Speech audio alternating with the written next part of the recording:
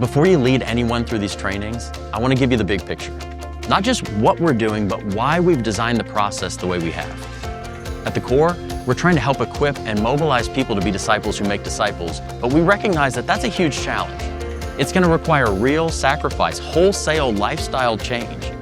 We'll have to help people move from good intentions to really lasting transformation. And transformation doesn't happen through giving them information alone. It happens through practice over time in the context of relationships with real accountability. We like to say that real growth happens when you combine lecture, lab, and time. Think about getting in shape. If someone lectured you about exercise, how muscles work, how nutrition matters, but you never actually worked out, then nothing would change. On the other hand, if you walked into a gym with no guidance and you just started throwing weights around, it probably wouldn't produce results aside from maybe you injuring yourself.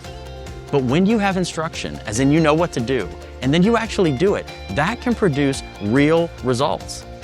The problem is most people stop too soon. You don't get in shape after a few workouts. You don't build strength or endurance overnight.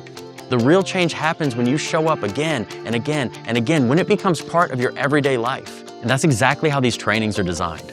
Over 10 weeks, your group is going to walk through 5 core disciple-making trainings using a simple rhythm.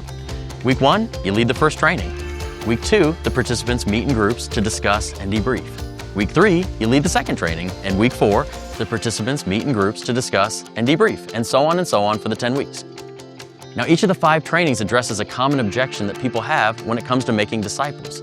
I don't have enough time, they say, so we challenge them to create margin. Or, I don't know where to start. We challenge them to build relationships. I don't know how to share the gospel, so we challenge them to share their story. I don't know enough about the Bible, so we equip them to know and apply God's word for themselves. Or, no one ever discipled me, how could I disciple someone else?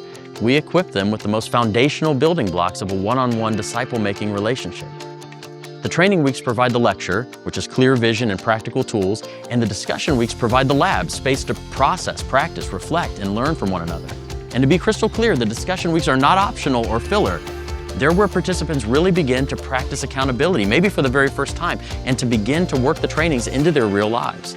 This is where people talk about what they tried, what worked, what felt awkward, what God's teaching them along the way. They build confidence. They experience what the author of Hebrews wrote about when he encouraged us to meet together to spur one another on toward acts of love and good works. And at the end of the 10 weeks, we strongly encourage these groups to continue in some form of accountability for a period of 6 to 12 months to cement these practices into their lives. This will potentially look different depending on your unique ministry, and we'll help guide you as you strategize to see how these groups work into your context in a later video. But why do we ask them to have accountability over such an extended period of time? It's because disciple making isn't a program you complete.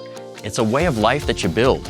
Remember, no one gets six-pack abs overnight. It takes a rhythm of daily disciplines to reach a goal like that.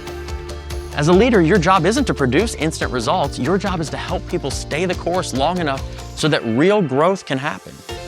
If you can help your group embrace that rhythm of lecture, lab, plus time, you're going to begin to see lives change. And you'll see relationships deepen and disciple making become a natural part of how your people follow Jesus. Lead faithfully. We're playing the long game.